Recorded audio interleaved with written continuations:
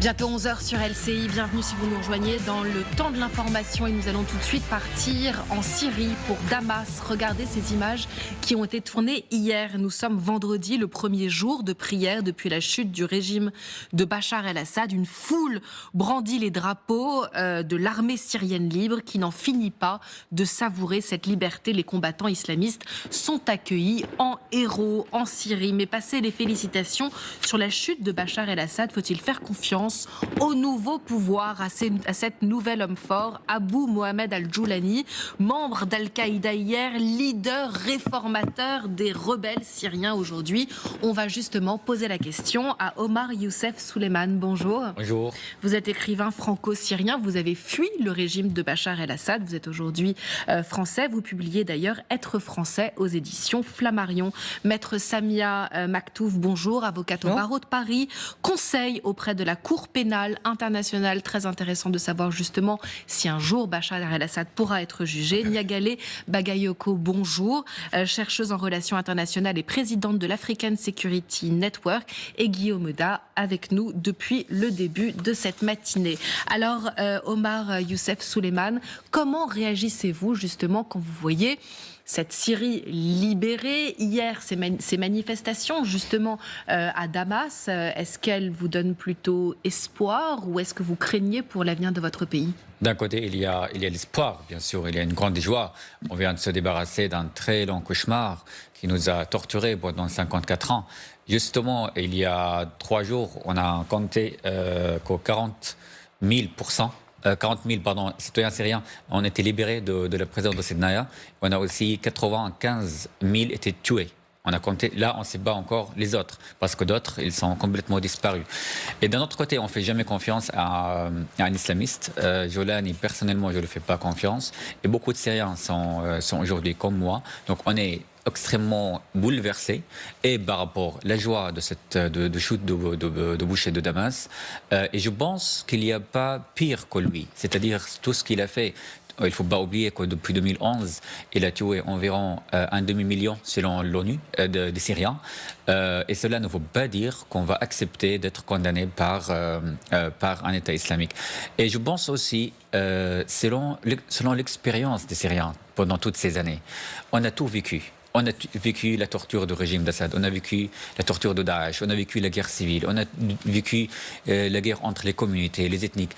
Je pense, à travers les discussions avec tous les Syriens à l'intérieur, on a appris les leçons, beaucoup de leçons. On a l'expérience aujourd'hui, et on ne peut pas comparer la Syrie, par exemple, avec l'Afghanistan, la Tunisie ou l'Irak, parce qu'ils ont leur propre expérience et ils ont aussi leur propre société. Il ne faut pas oublier non plus que la société syrienne est complètement diverse. C'est-à-dire on a environ 40% des Syriens, il s'agit des communautés religieuses et ethniques. On a les Kurdes, les Druzes, les Alaouites, les chrétiens, et dans certaines villes, surtout dans les grandes villes comme Damas ou Alep, ils sont aussi mélangés. Donc ça ne sera pas accepté qu'un État islamique les torture ou les interdit ou changer leurs normes sociales. Et je finis juste avec, jusqu'à l'instant, c'est rassurant.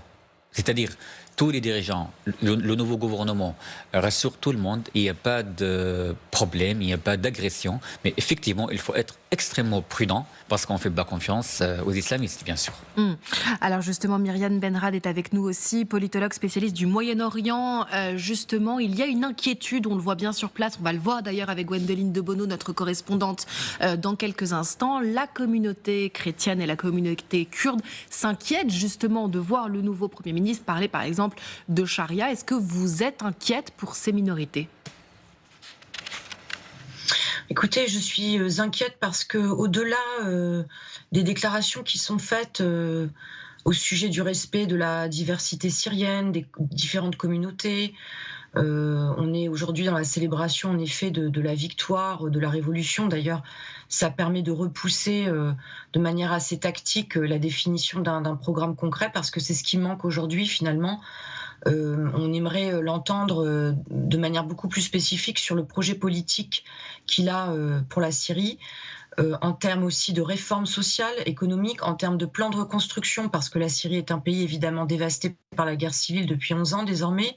On aimerait l'entendre sur la question du droit des femmes, Là, ce n'est pas clair. Et puis surtout, il avait dit, suite à la chute de Damas, que cette transition ne débuterait pas par une logique vengeresse. Moi, j'ai beaucoup travaillé sur cette question dans le cadre de mes travaux sur le djihadisme, le terrorisme au sens plus large, et puis aussi la violence politique, les guerres civiles. Et en parallèle, il nous annonce finalement la volonté d'une purification de la Syrie. Des listes auraient été dressées des partisans du régime, mais on sait qu'on est dans des logiques de châtiment collectif dans le contexte de ces guerres. Donc on va désigner des ennemis, des adversaires de l'intérieur. On se demande qui est finalement sur ces listes. Moi, ça me fait beaucoup penser à la purge qui avait eu lieu en Irak en 2003, qui avait visé de manière indiscriminée un certain nombre d'individus qui, du coup, avaient fini dans l'opposition armée. Donc tout cela pour dire qu'en l'absence d'un projet, c'est très difficile de se prononcer. Et je crains surtout qu'à force de repousser cette échéance et d'apporter des réponses, les tensions montent. Je ne souhaite pas évidemment que la Syrie rebascule dans un cycle de violence, mais je pense qu'il faut se garder de toute naïveté. C'est un pays encore très fragile et il faut un vrai projet qui rompe en effet non seulement avec les pratiques du passé, mais aussi avec cette idéologie djihadiste qui a été tout de même celle d'Al-Joulani et qui était en l'occurrence très dure puisqu'il faisait partie des rangs de l'État islamique en Irak avant de fonder sa propre plateforme syrienne. Myriam Benrad, vous restez avec nous, évidemment. Niagalé Bagayoko, chercheuse en relations internationales. On voit bien que la prudence est de mise, justement, et qu'on ne peut pas donner cette confiance qu'il réclame, d'ailleurs, à cet homme, Al-Joulani, qui vient des rangs, quand même, d'Al-Qaïda. Comment est-ce que vous voyez la situation? Pour l'instant, on a appris, par exemple, que les petites filles pourraient continuer à retourner à l'école. C'est-à-dire que pour l'instant, ça semble être dans une voie, entre guillemets, ce qu'il dit radical, pragmatique, radical, progressiste. En tout cas, il n'y a pas de shutdown, si je puis dire. Alors oui, il faut aussi préciser qu'il a rompu avec Al-Qaïda de manière relativement cordiale aussi. Ça, c'est un élément à prendre en considération. Il y a quand même l'idée selon laquelle il veut se recentrer sur un agenda national. Et c'est sans doute ce qui le distingue beaucoup de la rhétorique de l'État islamique, du terrorisme international, du djihad international. Donc ça, c'est un élément important parce que, à mon avis, la question aussi de l'avenir de ce régime va être celui de son positionnement sur la scène régionale et internationale et de voir quelles sont les alliances qu'il va pouvoir soit forger, soit conserver. Et aujourd'hui, on voit que on est face à un État, la Syrie, qui est entre deux eaux. Il y avait eu cette réintégration de Bachar el-Assad, notamment au sein de la Ligue arabe, à la suite du rapprochement entre l'Arabie saoudite et l'Iran à la faveur de l'intermédiation chinoise. Le régime de Bachar el-Assad n'a pas saisi les opportunités qui lui étaient offertes dans ce cadre-là. Il a poursuivi notamment le trafic de drogue, de Captagon vers l'Arabie saoudite. La question de la relation avec la Turquie qui a joué un rôle majeur dans la victoire temporaire de Al-Shara actuellement. Donc cette question du positionnement international va être seconde par rapport à la réconciliation interne, si tant est qu'elle est possible, en tout cas de la gestion des équilibres communautaires et politiques intérieurs, mais la question géostratégique va être fondamentale aussi. Et on va voir tout de suite la réalité du terrain avec Gwendoline Debono qui nous fait vivre ce moment historique pour la Syrie depuis une dizaine de jours. Gwendoline, vous êtes dans un quartier chiite justement avec Pierre Humès. Quelle est la réalité sur place? Est-ce qu'on voit des signes justement d'ouverture ou de fermeture du régime? Les défis pour la Syrie sont immenses. Oui, absolument. Alors ce matin, nous sommes dans le quartier chiite de Seyna Zenab. Alors il faut comprendre que ce quartier, c'était un quartier qui était considéré comme une base pour les milices iraniennes qui étaient très présentes ici, ainsi que les milices irakiennes qui soutenaient le régime de Bachar al-Assad. C'était un fief du régime et de ses alliés. Alors ce quartier, il abrite un mausolée chiite qui est extrêmement important pour cette communauté. C'est le mausolée qui est juste ici. Vous voyez l'entrée de Seyna Zenab et je ne sais pas si vous pouvez le voir, mais il est gardé par par des combattants de HTS qui gardent le mausolée. Et eh bien, ces combattants, c'est assez intéressant. Vous les voyez au milieu des gens, eh bien, ils nous disent qu'ils apprennent à connaître cette communauté.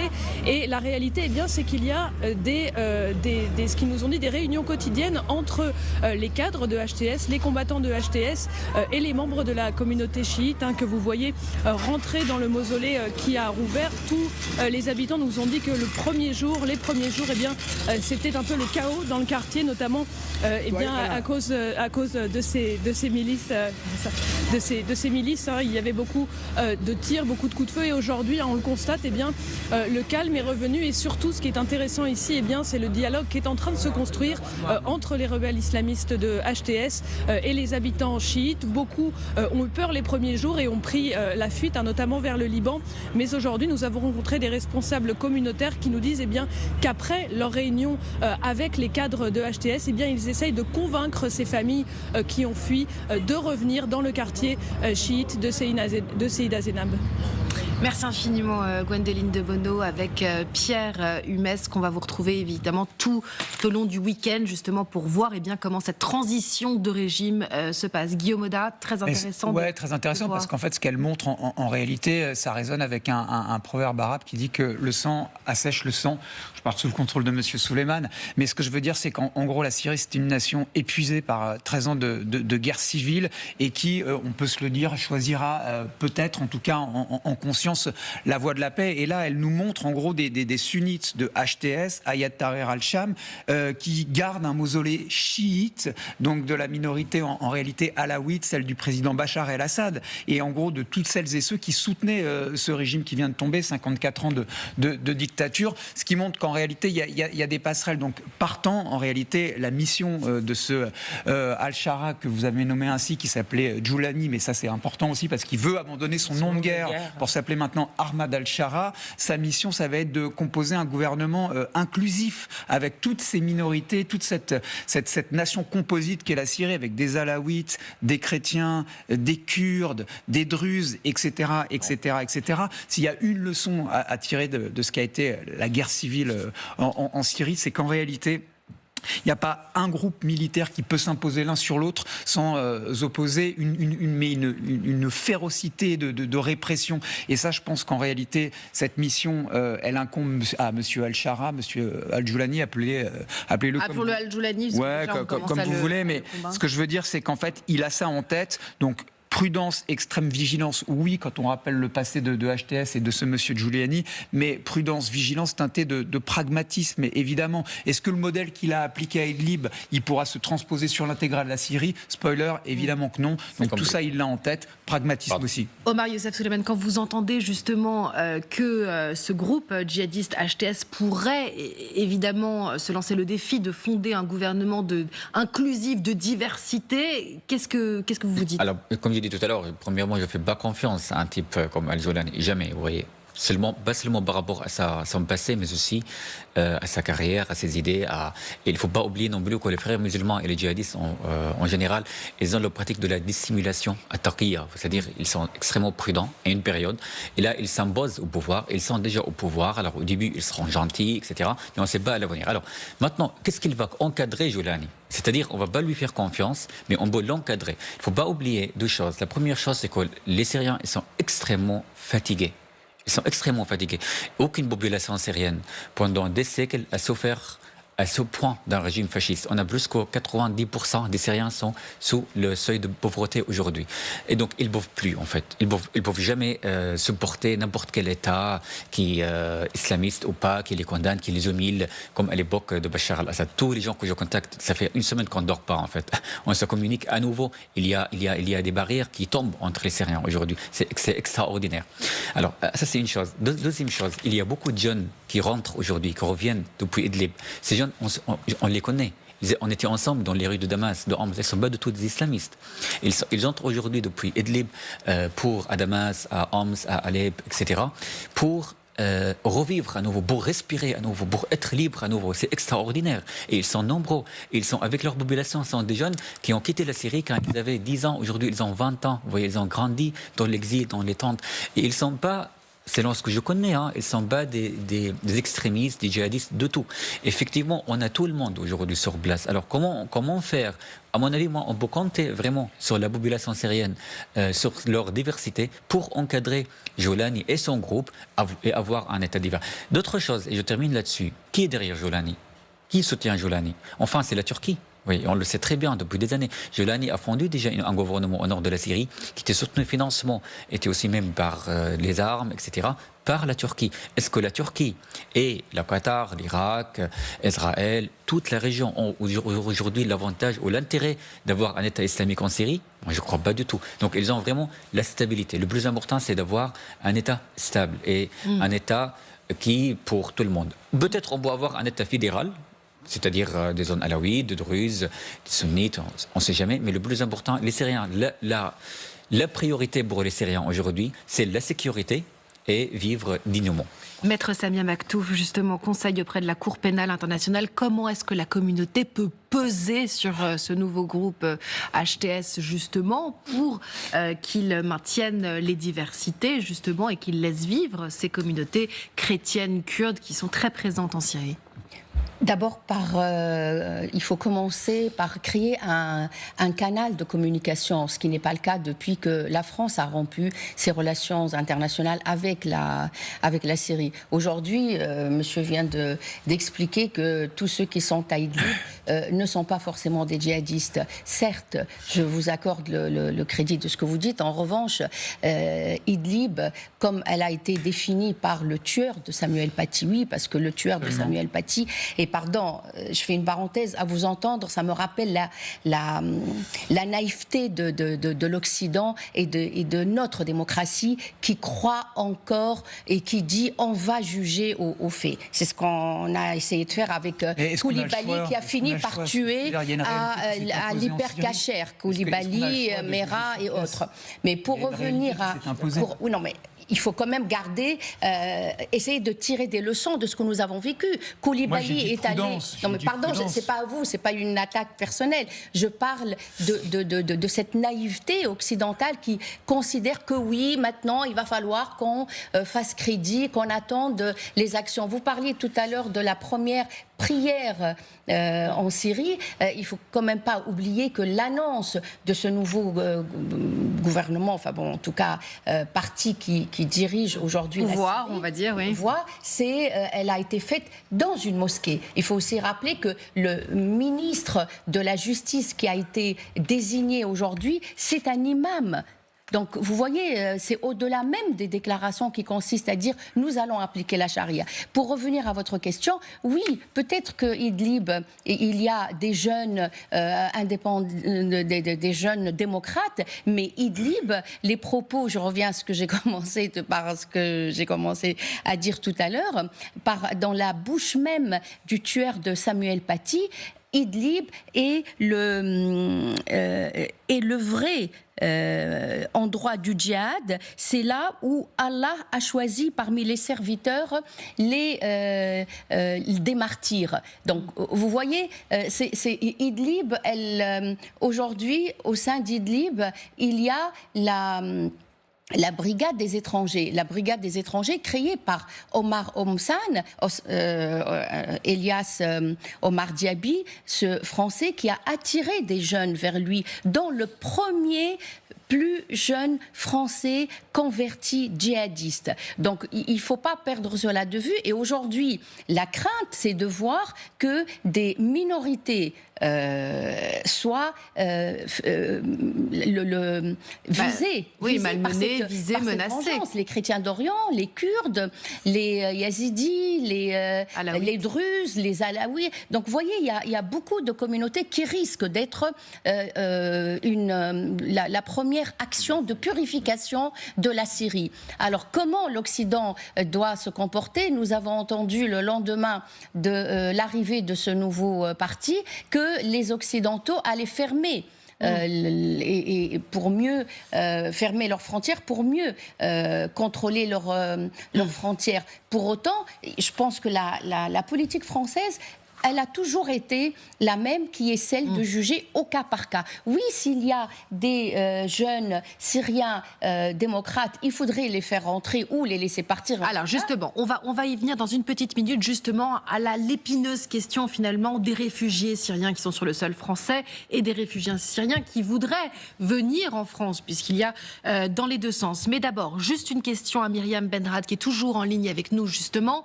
On voit bien, effectivement, ces deux tendances sur ce plateau, c'est-à-dire une première tendance qui voudrait justement encourager cette progression de la Syrie et la chute du régime de Bachar et donner un crédit justement à cet homme, et une autre voix qui dirait plutôt attention, prudence, danger. En gros, les islamistes ne changent pas, voire même ils cachent leur jeu. Si jamais justement cet homme, Omar Djoulani, cachait son jeu, quels seraient les dangers si progressivement il ferme le pays et que s'instaure en Syrie un califat? Alors, tout d'abord, sur la première partie de votre question, qui est très importante, il y a eu une certaine construction médiatique tout de même au cours des derniers jours qui donne finalement la parole à ceux qui célèbrent cette libération, entre guillemets, peut-être moins à ceux des Syriens qui sont partis, qui ont fui Alep, Hama, Homs. Je rejoins Maître Maktouf de ce point de vue. On n'a pas du tout vu ces scènes de fuite de civils. De nombreux Syriens disent vouloir revenir, de nombreux autres veulent fuir la Syrie en craignant justement l'instauration d'un califat. Donc je pense qu'il y a eu déjà une certaine construction médiatique, d'ailleurs qui est confirmée par la tribune offerte par les États-Unis à un homme qu'ils recherchent par ailleurs depuis des années, qui est inscrit sur la liste des plus dangereux terroristes au monde. Donc on voit tout de même qu'il y a eu aussi une opération médiatique autour de cette validation, légitimation de ce qui a été un changement de régime. J'aimerais le dire, qui s'est fait par les armes. Ils ne sont pas rentrés de manière pacifique dans les territoires. Ils ont fait tomber les villes les unes après les autres par les armes. Donc c'est bien pour cela qu'on essaie aujourd'hui de dire simplement qu'on accueille certes la fin d'un régime autoritaire, mais on attend de voir concrètement quelles sont les étapes de ce projet politique, de cette transition. Je suis pour ma part évidemment très familière de l'expérience irakienne sur laquelle j'ai travaillé très longtemps. J'ai vu à quel point cette phase d'accalmie, alors de joie suite au renversement du tyran, suivie d'une phase de relative accalmie, a été suivie par une descente, une véritable descente aux enfers de l'Irak, parce que le projet proposé ne correspondait pas aux attentes. Donc est-ce qu'on va voir se reformer une opposition armée? Quid des anciens du régime, de l'armée syrienne? Est-ce que si les choses tournent mal, ils souhaiteront revenir, se regrouper pour essayer de se venger? Par ailleurs, ces éléments sont toujours présents. On parle effectivement de purification, de grande purge. Est-ce que ça prend en compte le fait que ce régime avait aussi largement recruté, parce que beaucoup de Syriens n'avaient pas le choix? C'est bien facile de désigner des collaborateurs, mais dans ce type de régime autoritaire, c'était le cas en Irak. On était membre du parti où on travaillait pour les institutions, pour les administrations, parce qu'on n'avait pas le choix. Donc je trouve qu'il y a quand même cette dimension très idéologique qui est rattachée aux événements qui sont en train de se produire. On a une certaine couverture médiatique, à mon avis, qui ne reflète pas toute la réalité. Et un dernier point important, l'État islamique a d'ores et déjà annoncé qu'il considérait ce gouvernement comme apostat et qu'il allait relancer le djihad armé. Un État islamique qui est toujours présent en Syrie. Donc est-ce que ça va se traduire par aussi des campagnes d'attentats, etc. Vous avez montré les scènes de calme relatif à Damas, mais ça peut tout à fait dégénérer. Donc c'est bien pour ça que je pense qu'il faut être très prudent par rapport à cette séquence. On entend votre inquiétude. Merci infiniment Myriam Benrad d'avoir été avec nous. Donc effectivement, ce que souligne très bien Myriam Benrad, c'est toute la question de savoir si ce groupe HTS ne va s'occuper que de la Syrie, ou est-ce qu'il va effectivement relancer le djihad international. Niagale Bagayoko, justement, est-ce que vous pensez qu'ils ont rompu avec ce terrorisme international?